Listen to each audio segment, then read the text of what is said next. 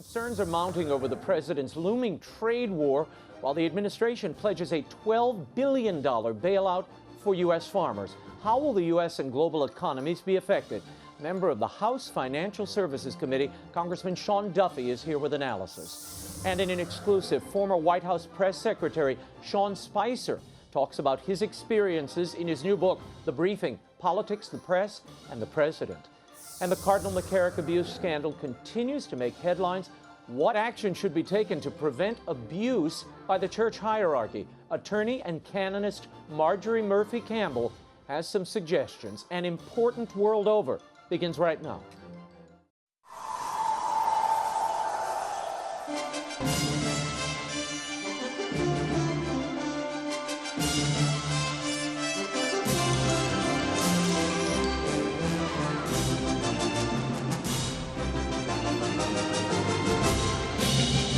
Now, from Washington, D.C., Raymond Arroyo. A warm welcome to all of you joining us in the United States and the world over. Sean Duffy, Sean Spicer, and Marjorie Murphy Campbell are all straight ahead. If you'd like to comment on tonight's show, send me a tweet. I'm at Raymond Arroyo. I will be live tweeting throughout. I'll try at least. They were foes just weeks ago, but this week, President Donald Trump is touting how much he loves the European Union. On Wednesday, the president made a Rose Garden appearance with European Commission President Jean-Claude Juncker to announce that the U.S. and the EU have suspended plans for tariffs and a trade war. They are now working on a new trade deal. Details are still to come, but Trump said it was a big day for fair trade and that the two sides are looking to zero out tariffs and subsidies on non-automobile goods. The EU has also agreed to increase its imports of U.S. soybeans and liquid natural gas. For more on all of this, I'm joined by House Financial Services Committee member and U.S. Congressman from Wisconsin, Sean Duffy. Raymond, Sean, welcome back to the show. Good to see you. Okay, this week the president is being charged with starting a trade war. The word tariff is a dirty one among some of your colleagues. Listen to this. I don't think tariffs are the right answer. I don't support tariffs. I think tariffs are taxes. And I think there are better tools that we can use to hold abusers of trade laws and countries that perpetuate unfair trade practices. I think there are better tools to use to get them to play fairly. Your take on the president's use of tariffs in engaging these countries that do have pretty big inequities with us trade-wise? We have to first be clear. There was a trade war that existed before Donald Trump took office. The fact that the rest of the world erects trade barriers and non-barrier inhibitors for American products, American manufacturing, American food to get into their markets, but we open up the American market so they can sell their goods here. It's unfair, Raymond. This isn't right. And so instead of being taken advantage of for a longer period of time, Donald Trump has said we're not going to take it anymore. I don't believe in tariffs. I believe in free markets, but this isn't free and fair. And so if you look at economies that use tariffs, China is an example, India is an example, and their economies are roaring. Yeah. So if you want to make it fair for the American manufacturer and the American farmer, play the same game that China does, or Europe does, or Canada does, and say we're gonna reciprocate. It's a word that the president uses. Mm-hmm. We're gonna reciprocate the barriers that you put up on our products. We're gonna put them on yours too. And if you want, we can get rid of all these barriers. Let's make this free and fair. And if we do that, Raymond, the American manufacturer, the American worker, the American farmer, we crush it. We'll beat everybody in a free in a free market and with an even playing field. What Donald Trump is doing, he's not looking out for the next election. He's looking out long-term for the American economy and the American worker. If he gets this right, we will see substantial growth, not just for years, we'll see for generations. Okay, I am amazed at the very small amount of reportage out of what happened this week in Washington. You had the EU Commission president come. He sat with the president to do a trade deal. Everybody thought this is going to be a disaster. The president, just to remind everybody, the president slapped tariffs commensurate with what the EU had on our products, and everybody started ratcheting up on everything from Harley Davidsons to steel and aluminum. To cranberries and cheese. Right. Oh, your Wisconsin. Your bread and butter in your district. What happened out of that meeting, and what does it mean? What does it tell us? So here's what happened. The president said, we are going to reciprocate the treatment of your goods as you do for ours. What really got them, Raymond, is with autos. We only have a 2.5% tariff on the European-produced products that are sold into the U.S. When Ford and GM produce American cars and sell it into Europe, they have a 10% tariff on our cars. Trump said, you want to play that game? We'll put a 20% tariff on your autos as you sell them. They were like, whoa, whoa, whoa, whoa, whoa, this has gone too far. Let's resolve it. And so if you look, we're going to sell soybeans. You know that China's coming after us. We're not going to sell as many to China, but now we're going to sell more to Europe. Natural gas, you heard in the G7 meeting, the president was talking to Germany saying, why are you building a pipeline to Russia and buying your natural gas from Russia? Buy it from us. And the president of the EU Commission came and said, you know what, that makes sense. Let's actually set up a relationship where we can buy more of your natural gas. And they're going to move us to a tariff-free trading relationship with the U.S. This is just the first step, but it is the right step that's going to help the American worker. But this is major because people said you'd never get the EU to the table. You'll never get Mexico or Canada or any of these people to the table. I'm told, and I spoke with someone who is very informed about shall not be named. Right, who shall not be named, very informed about these trade negotiations. They claim there is a major announcement coming vis-a-vis China and possibly our other allies here, Mexico and Canada. It seems the tariff threats have brought everybody to the table and awakened them for the first time in decades. And here's why.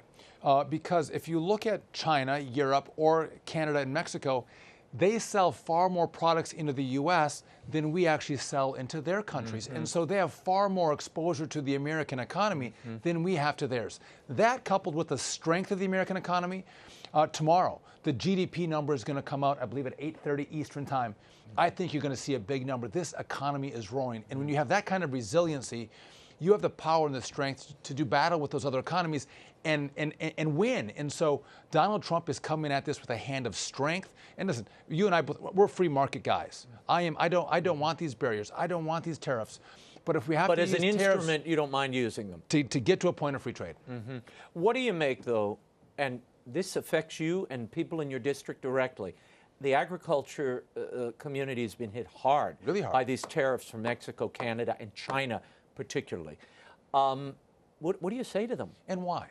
The reason they're being hit hard is it's a big part of the American export.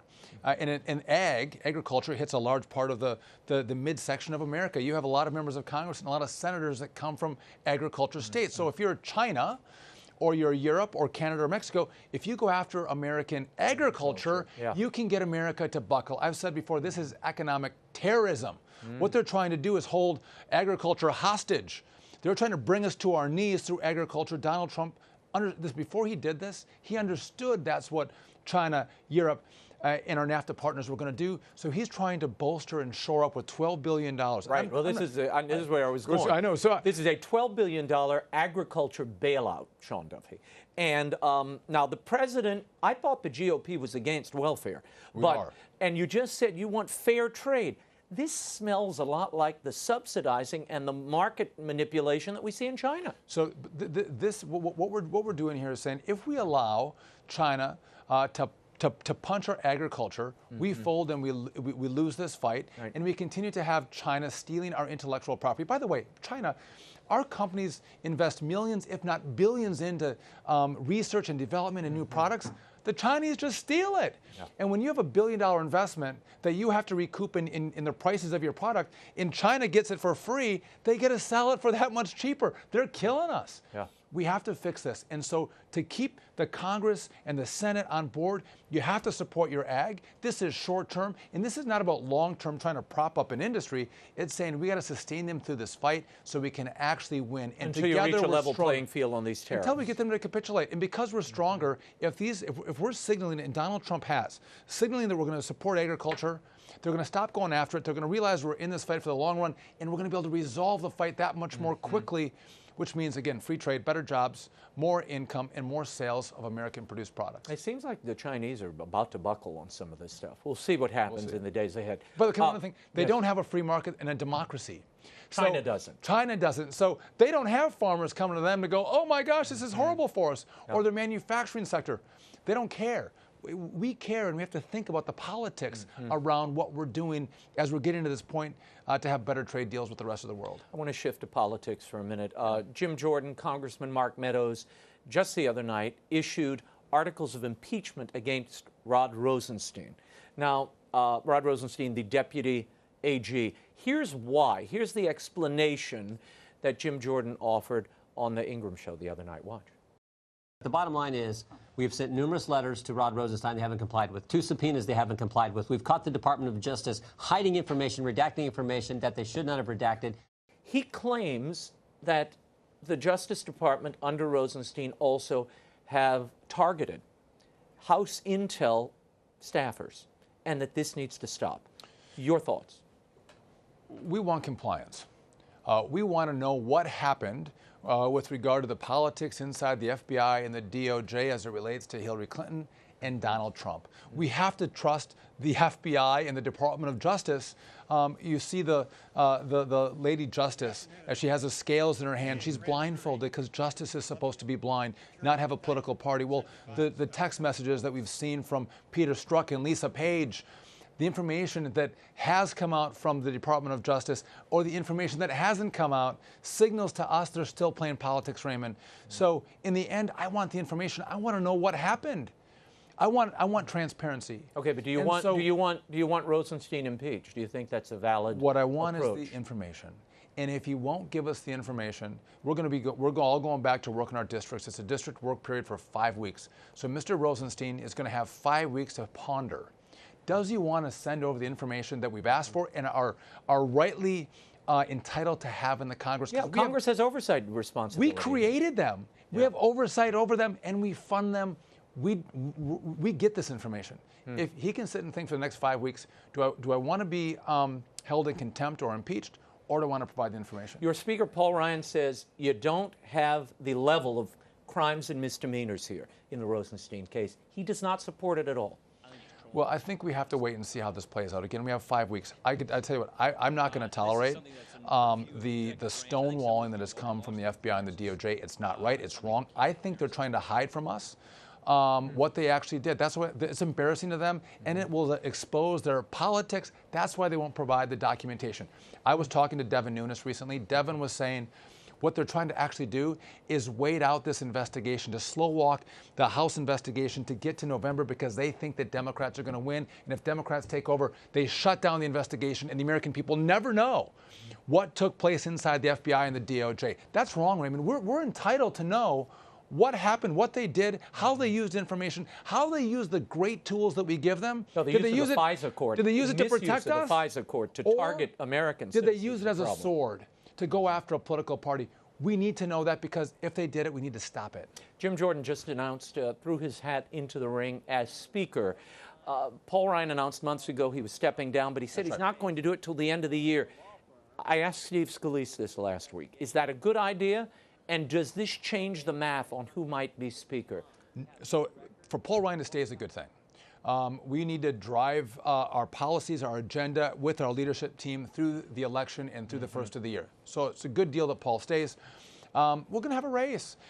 And, you know, I think we keep the majority as Republicans. It's not going to be 23 members. Maybe it's only going to be 10 or 3 members. It's going to be tight. So whoever gets the speakership, whether it's, you know, Kevin McCarthy or someone else, they're going to have to get not a consensus. They're going to get everybody in the conference to agree to them as the speaker, and so it'll be a tight race.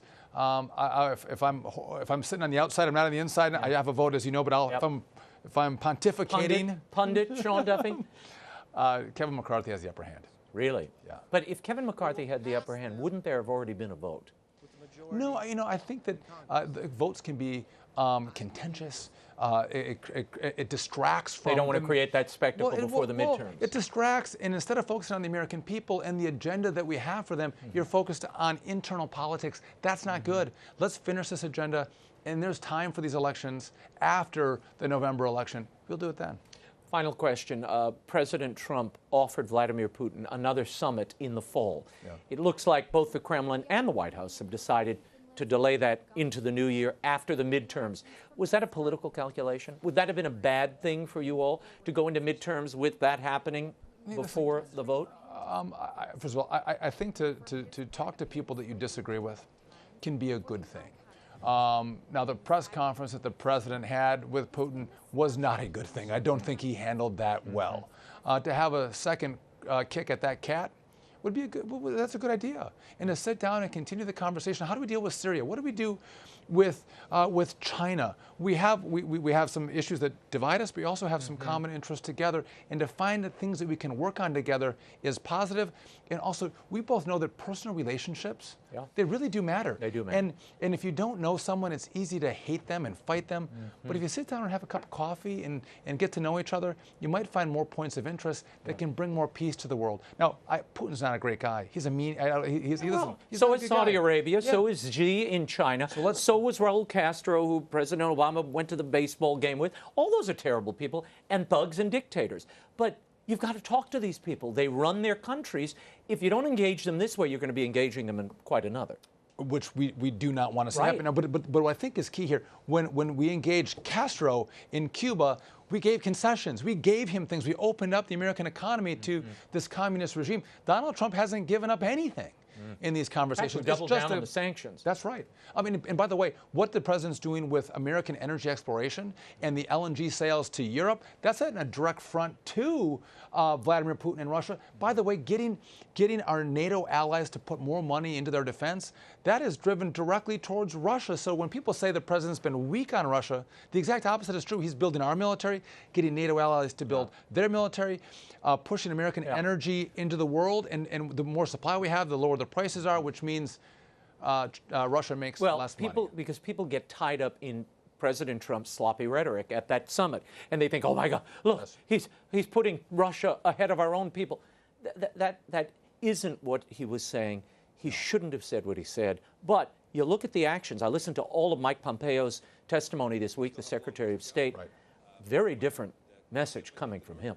And I didn't get to see all the testimony, but I served with Mike Pompeo. We came in 2010 together. Smart guy who I think, great patriot, great American, and we're well suited to have him as a Secretary of State. And I agree with you. Some like to hyperventilate about tweets and commentary from the president. I get that. But I look at his actions. I look at what he does, and he has been remarkable for the economy, for the military, for border security, for American energy independence, and on life. I'm a life guy. I know you are as well, as Catholics. I wasn't sure he was going to go on life. I couldn't be more delighted. He's the most pro-life president in history. And the fact that he supports religious liberty and freedom, those are things that on the personal side, I don't know that I would have ever said he would fight for us on those issues.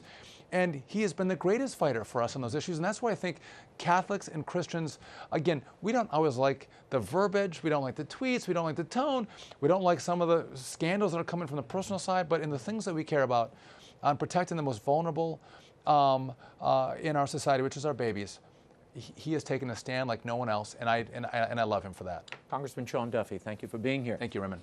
To tell us about his life, faith, and whirlwind term as White House press secretary and his brand new book, The Briefing, Politics, the Press, and the President. Please welcome Sean Spicer to the program. Thanks, Raymond. Great to see you. I know you're on this incredible. Aren't book tours fun? Do you know even where you are? I think we're in the honeymoon phase. Okay. So far, so good. I'm already, the exhaustion's already setting in. I think we're 72 hours in. I literally am keeping a more intense schedule than I did in the White House. Well, this is a good thing, though. There's lots I want to get into here. You describe President Trump as a unicorn riding a unicorn over a rainbow. Right. What does that mean? What it means is one of the things that came up in speech after speech, event after event, was tell me how people are going to adapt to become, who's the next Trump? Are we going to have another Donald Trump? How has politics changed? And my point is to say, he is unbelievably unique, both as a candidate, the way he ran his campaign, and now as president. And no one that I can see can emulate that on either side of the aisle. You say at one point in the book, Trump is capable of beating anyone, including himself. Right. Self-destructive? Not self-destructive, but what I mean by that, and one example I cite is the the joint address, where we would go on rolls of really good, positive news, talking about what the president was doing to fulfill his campaign promises, and then we would self-inflict something, changing the message that would get us off of the positive results of whatever we had done or whatever he had achieved. Well, we just saw that with the Helsinki thing, where he kind of gets in the way of his own narrative. Yeah. But sometimes it's tweets, sometimes it's a side comment. What was that like for you? It had to be incoming every moment. You Yes. talk about some of that in the Right. book. But you're not gratuitous. This is not a tell-all. This is not a hit back. Well, this it's a is not tell-all settle about the me. scores. I mean, right. and I think that's, look, I think that there's so much to understand and learn from what happened the last 2 years, that I can bring people inside some of those critical moments of the convention, the campaign, the transition to the White House. But I don't think it is not me, it is not who we're asked to be to go out and I mean, it's literally not what God has asked us to. I mean, that is against what we are taught, is to go out and gossip against another person and to try to hurt them in some way. I'm not. Yeah, I the want book people. is free of that, I have to say. yeah. And I expect, frankly, I've read so many of these political memoirs after someone serves, and they're always settling scores. You don't do that. No, I got a good piece of advice. Because once in a while the thought came across. Well, there's one person I'm going to mention in a minute, but that's different. But I think what I wanted to do is to be able to look back in 10 years and say, is this a book that I would still read? And I think in terms of how it takes readers behind the scenes of what was going on. And then secondly, obviously, it tells my own personal story. Right. And that's something that, so it is tell-all from that standpoint, but that's about as far as it Well, goes. we get a lot about your childhood, your relationship with your father, whom, as you're about to embark on this journey that would define a part of your career and your life, you're losing your father. Right. Tell me about that. When we go through personal struggles, it always has an impact on the work you're doing, whether you want it to or not. How did that, grappling with the impending passing of your father, how did that change or affect the incoming you were dealing with every day in the White House? It weighed heavy every day. Because especially after the election, you want to feel so happy about what you've achieved professionally. And in my father's case, he was so excited for me personally to be part of something that was so professionally gratifying and rewarding. And he had obviously voted for President Trump and supported my efforts, but yet not to know that he was going through such a painful situation and struggle with cancer. Made it, emotionally difficult, because every day that you wanted to be happy, you were reminded of something else that was going on in your life that wasn't happy at all. Sean, I have to tell you, when I watched you at the podium, I often thought, he looks burdened. He looks burdened to me on certain days. And it was more than dealing with the people in the press room. I mean, everybody has to do that. It did weigh on you. Absolutely. How did your faith help you get through? I get into it a lot more than I probably. It's something that I've always been fairly private. I think a lot of Catholics feel this way. We don't always wear it on our sleeves, but I wanted people to understand how that was important to me and hopefully learn from it. That it kept me grounded and kept me focused. Why was I doing this? What was the greater good? What was the calling? And so many times, and I talk about it in a couple instances, it just kept me focused as to reminding me what the priorities in life were supposed to be. It gave you a wider perspective on the being at the foot of history and having a hand in history at every step of the way. But it is very moving. The way you've woven in your father's journey, your personal relationship, I think the burdens of carrying this stuff home with you, that we don't talk enough about, and this town takes you take a huge hit personally when you take a job like this. Yeah, you do, and I don't. The thing that's interesting about being a spokesperson in particular is that your job is to speak for somebody else and not for yourself.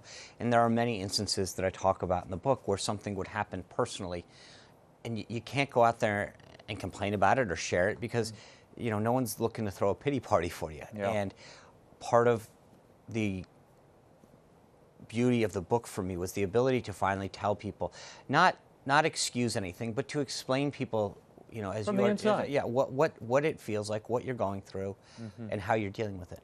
Yeah. I want to talk for a second about that papal visit. Yeah. That was such a huge and important moment. Saudi Arabia, Jerusalem, Rome. Right. you look and your name is not on the manifest to go Correct. visit Pope Francis. Right. You're one of the highest-ranking Catholics in the traveling party. Why weren't you included there in that manifest? And did it hurt? You know, in some ways it hurt, but I also didn't believe it was my place to tell the President of the United States. There was a small group of people on both sides at the Vatican. You know, I think it was arranged for 5 people on each side, which is how all of these meetings, whether it's Saudi Arabia, Jerusalem, et cetera, that's how each one of these meetings is arranged. You decide how many people are coming in for each side. It's up to the President of the United States to decide who is in there. We had several Catholics: Joe Hagan, John McAtee, Dan Scavino, Keith Schiller. There were Hope Hicks. There was a ton of them. And I think part of that experience, and I, as you know, taught me that 2 things. One is that we live in a world these days where we forget that we're not entitled to get what we want when we want it. That God has a plan and we're supposed to be patient and listen to it. And that 2, if we do listen to it, that sometimes the plan is much greater than we ever thought would be. And if you'll indulge me. Yeah, go ahead. There's a great picture which we'll put up. There's 2 pieces to this. Number one, I knew I wasn't on the manifest, as you note, and I asked Dan Scavino, who's going in, I said, Dan, my mother would love a pair of rosary beads. I bought them in Jerusalem. Could you bring them in? And so Dan took them in, and I had a bunch of others because I thought, you know, they'd be great to share with other people. He had this box. One of the Monsignors comes over and says, you know, what's that? Dan says, oh, I brought some rosary beads thinking the Pope would bless everything in the room. And the Monsignor says, we'll put them on a plate. The Holy Father sees it, goes over and lays his hands on them. And Dan, after the thing, says, you're not going to believe this. It's on television.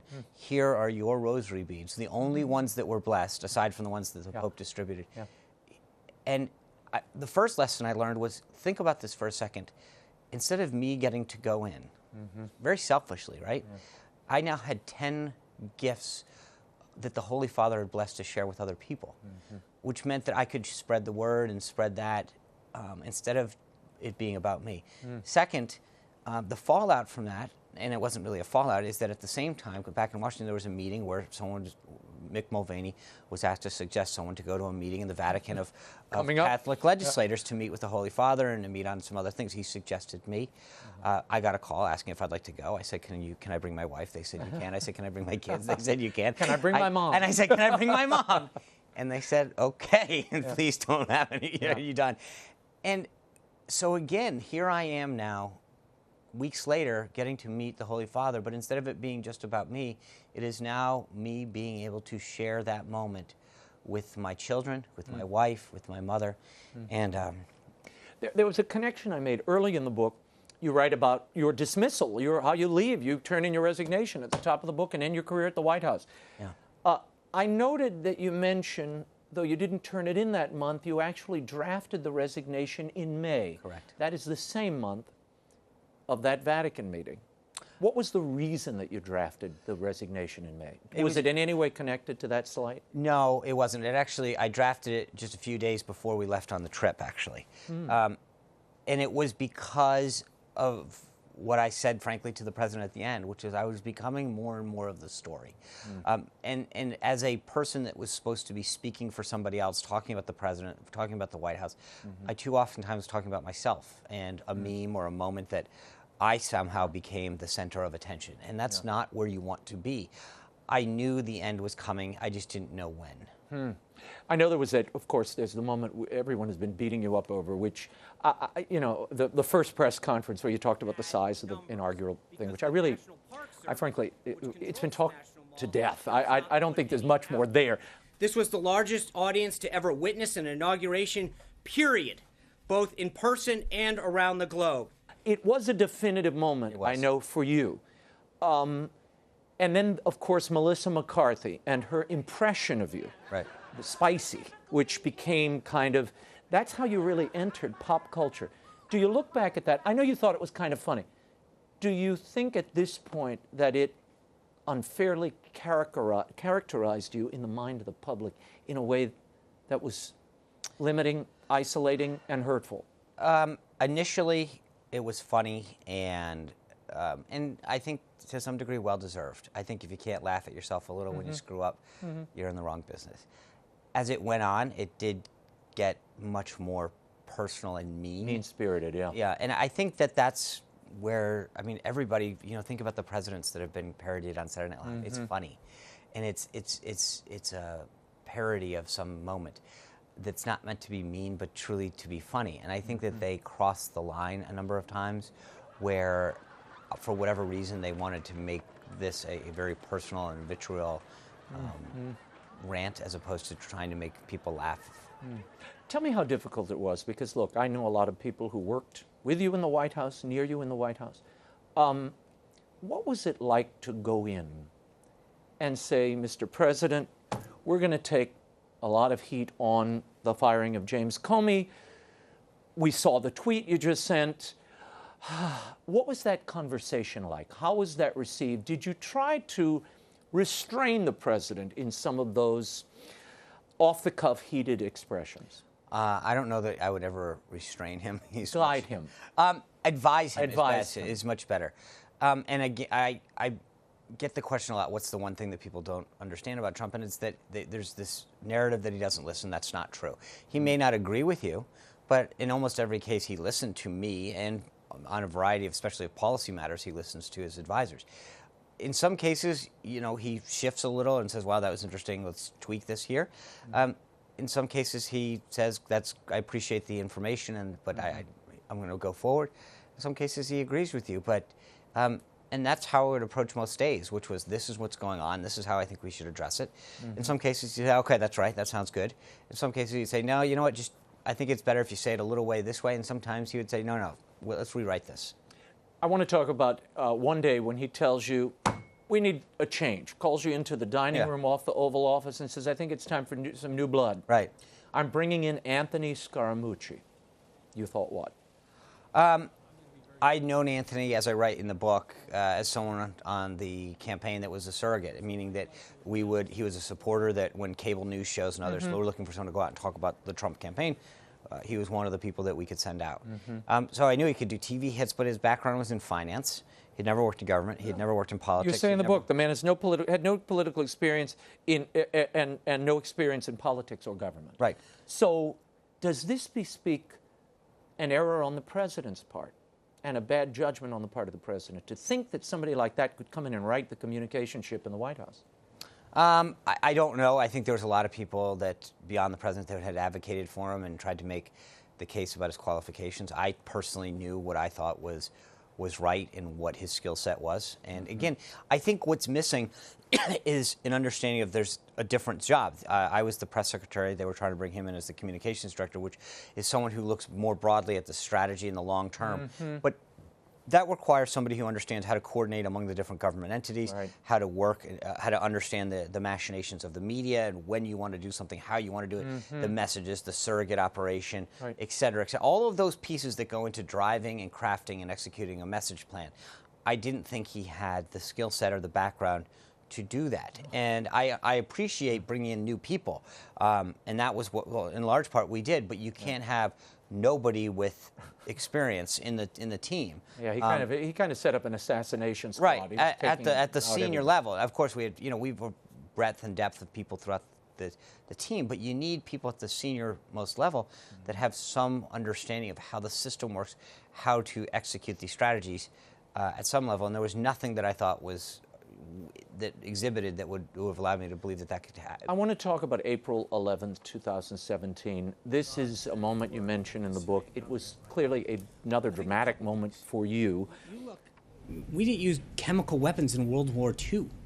You had someone as despicable as Hitler, who didn't even sink to using chemical weapons. What happened there, and were you upset that you again became the center of the story rather than the policy? And is that a problem in today's media climate, where it's so personal? Yeah. So, I mean, just to set the scene, Assad had used gas against his people. Sure. We were talking extensively about how despicable that was to do to other human beings, women and children. We were seeing the videos of the effects of that gas. We were trying to make the case on why the president was so outraged and why he was acting so decisively. I'd been in a meeting prior. We were talking about just this, how bad he was, and the example that was given was, even Hitler on the battlefield. We all know what he did to the Jews and to others, and what the Holocaust is all about. On the battlefield, fighting other forces, didn't do that, and I failed to make that connection. I mean, to articulate that as completely and as fully as it should have. So I was up there on the 16th question about Syria and thought I'd ramp it up a notch. And I misspoke badly. And to your point, it was sort of like a bullet train of piling on. I don't think I fully appreciated how bad the mistake was in the moment, because it's hard to describe it. When you're standing at that podium, people are yelling, raising hands. It's a firing squad. It's a firing squad, and you're trying to anticipate the next question, the question after that, and make sure that you wrap it up and where you're. And so you think you've answered it because you've answered the last 11 pretty spot on, but by taking it up a notch, and the worst part, and I talk about how painful this was in the book, is that, like so many other things, you can't unring the bell. Sometimes you only hear the first, noise, and for a lot of people, they thought that I had said something very hateful and insensitive, that I can imagine, if you are a descendant of the Holocaust, how painful that must be to hear and think that it was done intentionally, or with malice, or, and so I write very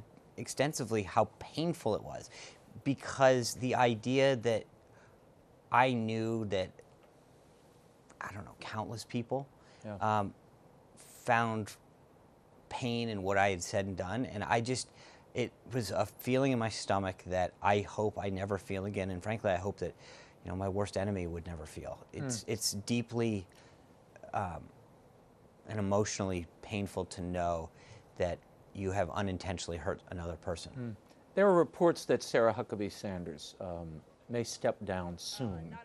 Who should take her place? What type of individual? What does this Trump White House need now, as opposed to when you left? Well, first, on the Sarah front, I would suggest that, I've said this before, but there are natural pauses in both an election cycle and in government service, one of them being right after a midterm election. I would advise that anybody that's playing at a very senior level in the White House reflect whether or not they can continue to go at the level that they have been going, due to the intensity. And if they can't continue to serve the president and the country in that manner, then they should step aside. But it's something that they should reflect on and pray on. So that being said, I think the next person should be someone who understands how the president wants to communicate, should have the president's confidence, but also understand and respect the media and the role they play, and the job that they have to do and how they have to do it. So almost, which is what so many of the predecessors have done in the past, which is try to not necessarily agree with the stories, not push back when they're wrong, but understand the role that the media has, and work with them to try to further their job as well as advise the president. I think somebody with experience, who's either done high-level communications, maybe someone who's got a background in television, that because of the value that's now placed on the briefing, or frankly, I think the other option is, as I've started to suggest, is that you do rethink the value of the briefing on a daily basis. You don't think it should be every day? No, not every day. I think it can be off camera. I think the press staff needs to be available. But so much time and effort is consumed for 30 minutes of frankly questions that don't further any story or rarely provide any information. If the press corps was interested, I think that a more productive use of the staff time and their time would be maximizing the press team on an off-camera basis most days. Before I let you go, where can the president and his current team improve? What failings do you see now? Well, I mean, I think we can all improve, especially when it comes to look. The communication, right? And I think that better than most. I think they're getting. I just don't know. I mean, I know the issue is that he's a 72-year-old man who understands how and when he wants to communicate, and it's difficult. I at least found. And he doesn't always inform you. Right, and you have to adapt. It's a very non-traditional White House. It's a very non-traditional. He's not a politician. He's a disruptor. He likes this. He understands the value of Twitter, and therefore, it's not the normal relationship where the press team is crafting up messages, sending them up for approval and edit. He's leading the charge, and you're following behind. So, you know, it's the way I would approach this is vastly different than it's, you know, that he wants to execute it in the first place. But that's his prerogative as president. And so, I think that, you know, I would continue to tell them the more that they can plan stuff out, which I know they try to do, the better. Because if you can look around the corner and start building a plan and amplifying it, you're going to get greater success. Sean Spicer, great to see you. Thank you, Thank Raymond. you for the book. The book is The Briefing: Politics, the Press, and the President by Sean Spicer. It's available at bookstores everywhere and online. And if you're really interested in the inner workings of both the Trump mind and this important moment in history, it's a fantastic read. In a moment, we'll discuss the fallout from the Cardinal Theodore McCarrick scandal. I want to warn some of you parents. I know this is a family show, but if you have children, you may want to have them leave the room for this portion of the program. More troubling news this week in the church's handling of clerical sex abuse cases. Prosecutors in Chile announced on Monday that they have investigated 158 members of the country's church for allegedly committing or covering up sexual abuse against minors and adults. The investigations include reports of abuse by bishops, clerics, and lay workers made since 2000. In all, the number of purported victims is 266. At least 178 were minors. Santiago Cardinal Ricardo Ezzati has already been summoned by prosecutors for his role in the alleged cover-up of abuse by his former chancellor. Ezzati faced protest in his first public appearance celebrating Mass on Wednesday. He is among the Chilean bishops who offered their resignations en masse to Pope Francis earlier this year. The Holy Father has decided to keep Cardinal Ezzati in office. Pope Francis has accepted the resignation of a Honduran bishop accused of misconduct with seminarians. Bishop Juan José Pineda Fasquele was a top lieutenant of papal advisor Cardinal Oscar Rodriguez Maradiaga. The Vatican did not offer any explanation for the resignation, although there had been long-standing rumors about the bishop's sexual misconduct. The Vatican only became aware of them during the course of investigating alleged financial irregularities in Cardinal Maradiaga's home diocese. According to the National Catholic Register, earlier this year, 2 seminarians submitted written testimony to a Vatican official accusing Pineda Fasquele of making unwanted sexual advances. Meanwhile, the chair of Pope Francis's Commission on Sexual Abuse has admitted that he was sent a letter detailing the sexual misconduct of Cardinal Theodore McCarrick some 3 years ago. But Cardinal Sean O'Malley claims he did not personally receive the letter. He claims he passed the letter on to staff, who determined that its content did not fall under the purview of the Vatican Commission or the Archdiocese of Boston. Cardinal O'Malley said that he is deeply troubled by recent revelations of Cardinal McCarrick's misbehavior. O'Malley has called for new policies to hold bishops accountable. The abuse scandal regarding Cardinal Theodore McCarrick continues to unfold in the press in shocking detail. A church panel determined that the accusations of sexual misconduct with a 16-year-old altar boy were credible. The Holy See removed McCarrick from public ministry, but now new accusations are emerging.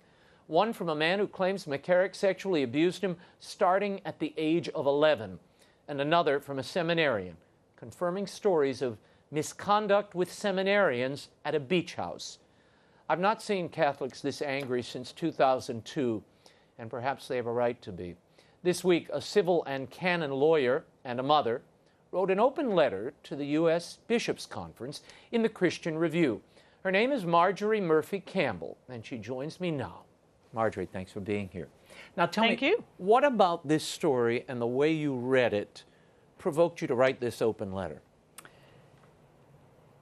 We've been through this once with the bishops in 2002. And in 2002, the Conference of Bishops promised us an environment of safety. And they promised us that they had taken the steps necessary, canonically, locally, and nationally, to make that environment of safety a reality. And they have failed us. Well, In 2002, I covered it. I remember that Dallas event when the Dallas Charter was created. Cardinal McCarrick was a member, a very influential one of that committee drafting the charter. Bishops were exempted, but the thinking at the time was the Conference of Bishops couldn't discipline bishops. That was a prerogative of the Holy See. There may be canonically reasons for exempting the bishops, but that has nothing to do with the promise of safety that was made to the communal body. And if they exempted themselves strictly for canonical reasons, then they promised us there was some mechanism in place to prevent being exactly where we are right this minute. Yeah, and we're going to get into your remedies. You offered a few at the end of your open letter, and we'll get to that. I want to go back to Cardinal McCarrick for a moment. In the early 2000s, there was a delegation of Catholics that went to Rome to warn them about the rumors they had heard and things they knew, particularly about his preying on seminarians at that beach house, etc.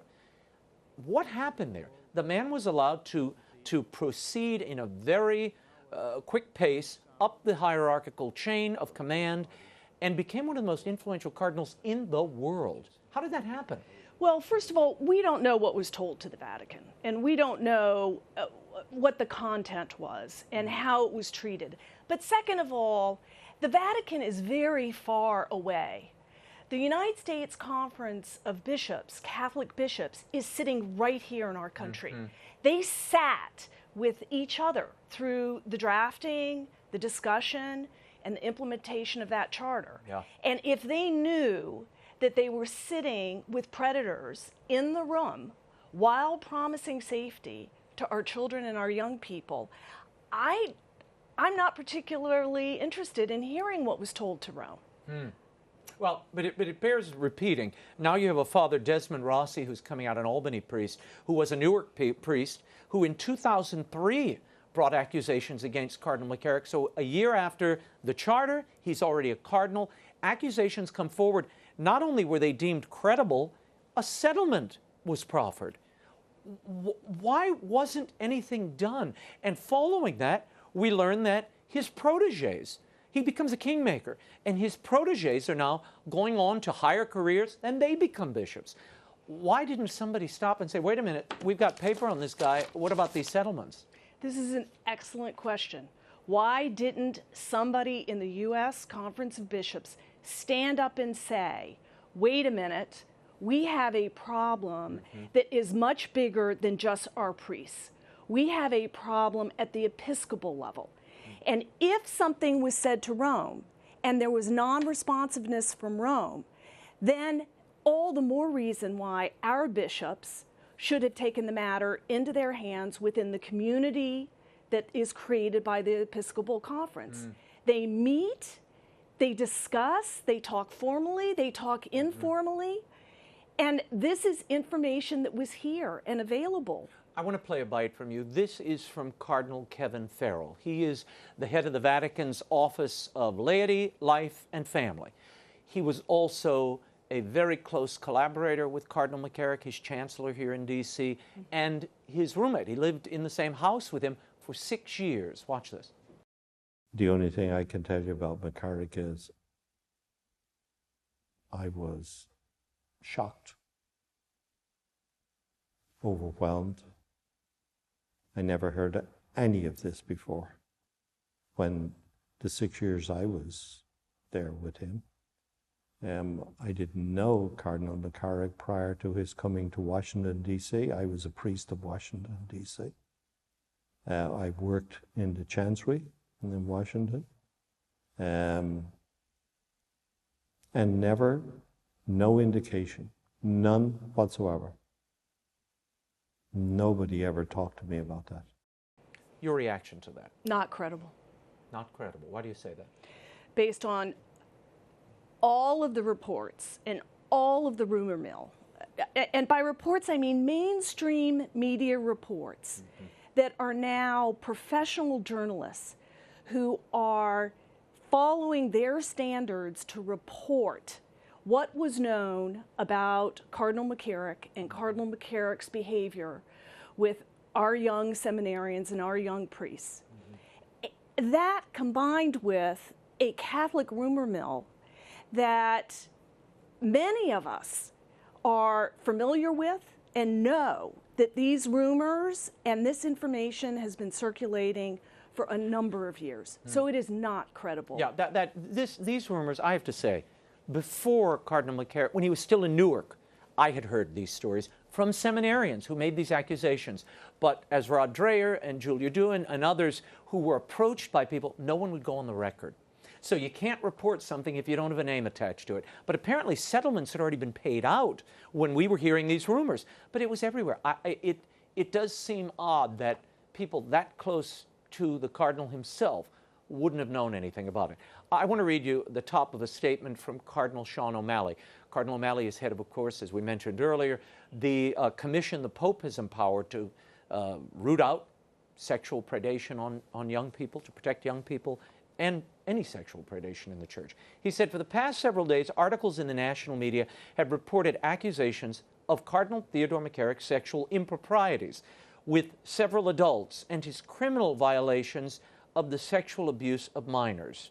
These alleged actions, when committed by any person, are morally unacceptable and incompatible with the role of a priest, bishop, or cardinal. Your reaction to that? Raymond, who calls the fondling, groping, and sex with young seminarians and young priests consensual sex between adults? Who calls that consensual sex? Who calls it improprieties between adults? These are our sons. These are the young men in formation who we've encouraged to go to seminary, who we as mothers and family members have encouraged our sons, raised our sons in the church and encouraged them towards the priesthood. To call it improprieties between adults instead of predation by a person in trust and authority is the work of PR and it's the work of attorneys.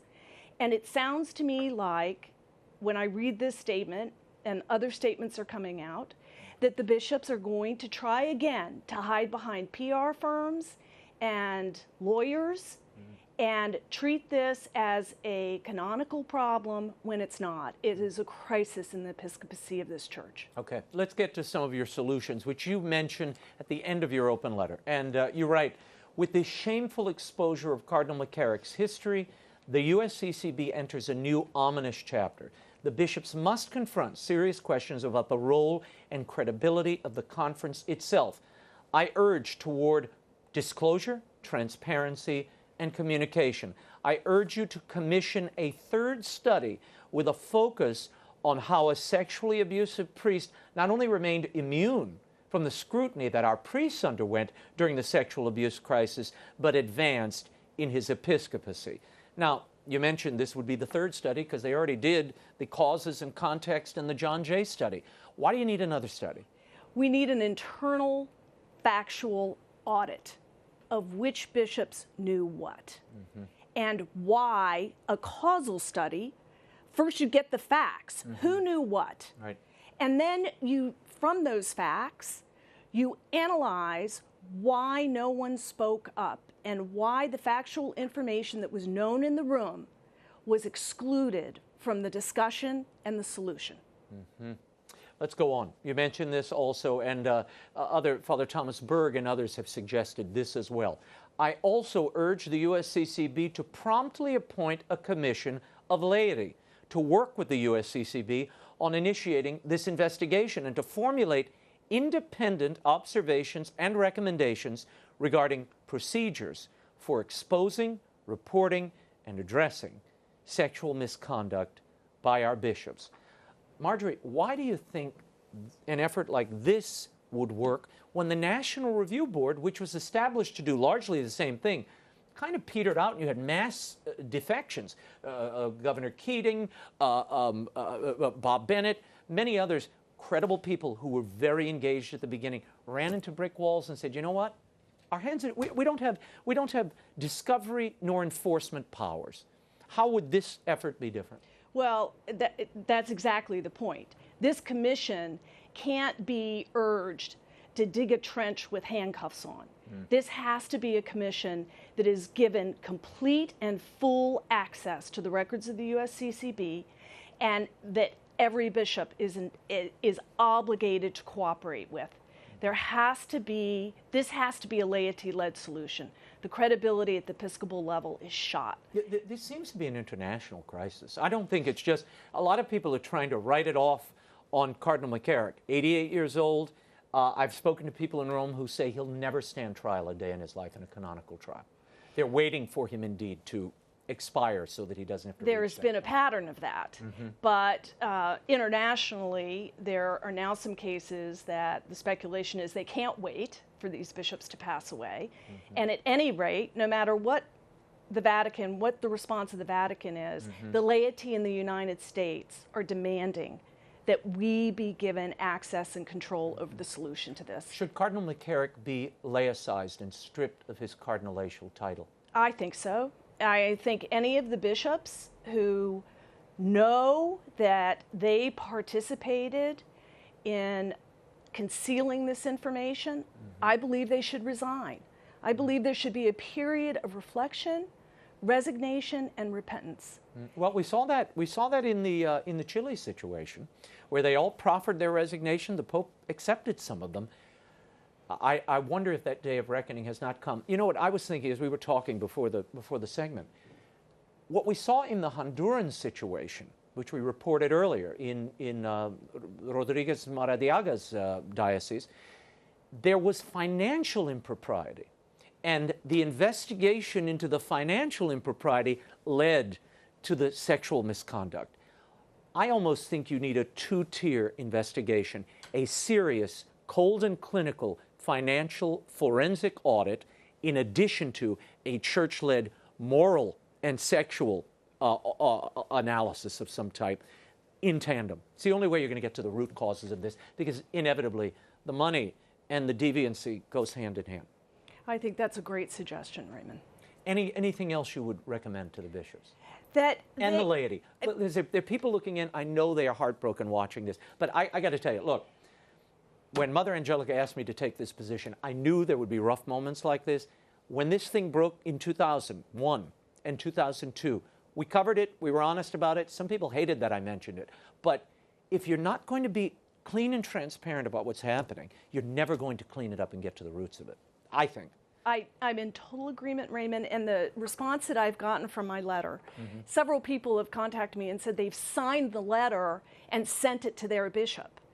And what has got to happen here, and I agree with you that the lay commission needs to have broad scope of authority so that if there is financial implications to this and financial dimensions to this, that they can go there. But there are two things I'd say. First of all, I'd say to the bishops, please reflect before you take us through this trench again, and an even deeper, more worrisome, evil trench I can't imagine. Please reflect. And if you knew and you did nothing, please consider how to serve your flock. Maybe resignation and repentance is the right thing to do to save us from going through this. And second, I would say we are the communal body. We are Jesus's people.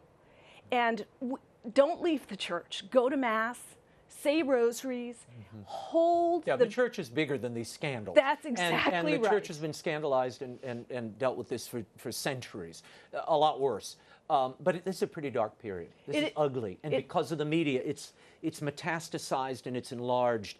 And it scares a lot of people, frankly. It is scary, and it is metastasizing. I was on a phone call, and there was an Uber driver who said, "Thank you for doing this," overhearing my phone conversation. So we need to stay with the church. We need to hold our bishops accountable and responsible. Marjorie Murphy Campbell, thank you for being here. And you can read Marjorie's open letter at thechristianreview.com. That is all the time we have for now. Until next week, the show continues on Facebook and Twitter. Like me on Facebook. Follow me on Twitter. The links are at RaymondArroyo.com. Be sure to join us next week. Catholic League President Bill Donahue will be here. Until then, we'll be scouting the world over for all that is seen and unseen, no matter how ugly, I guess. On behalf of the staff and crew of EWTN News, thanks for watching. I'm Raymond Arroyo from Washington, D.C. Bye now.